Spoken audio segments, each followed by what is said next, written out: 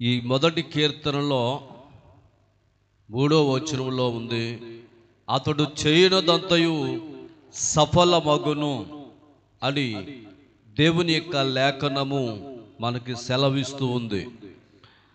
అతడు ఎవరు అంటే, దివారాత్రము దేవుని యొక్క వాక్యాన్ని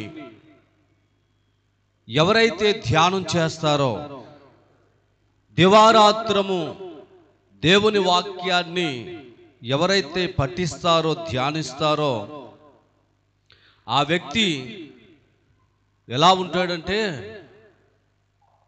కాలువ ప్రక్కన నాటబడిన చెట్టు నీటి కొదువు లేకుండా ఎప్పుడు పచ్చగా ఫలాలిస్తూ ఉంటుందో, ఆ విధంగా ఆ వ్యక్తి నిత్యము ఫలిస్తూ ఉంటాడు, పుష్పిస్తూ ఉంటాడు, చిగురిస్తాడు. దేవునికి మహిమ కలుగునుగాక, దేవునికి స్తుతి కలుగుగాక. హల్లెలూయా, హల్లెలూయా.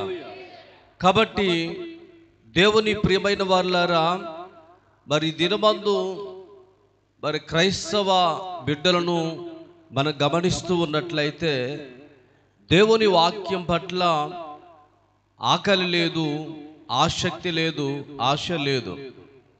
నేను చాలామంది వ్యక్తులను కనబడిన వెంటనే అడుగుతూ ఉంటాను, దేవుని బిడ్డల్ని, ఈరోజు బైబిల్ చదివావా అంటే చదవలేదు అంటారు. మరి ఇంకెవరినైనా అడిగితే కొంతమంది చెప్తారు, మీరు పంపిస్తారు కదా వాల్ పేపర్లో అవి చదువుకున్నాను, లేక క్యాలెండర్లో అవి చదువుకున్నాను అని అంటున్నారు. కానీ ఇక్కడ వాక్యం ఏం చెప్తుంది?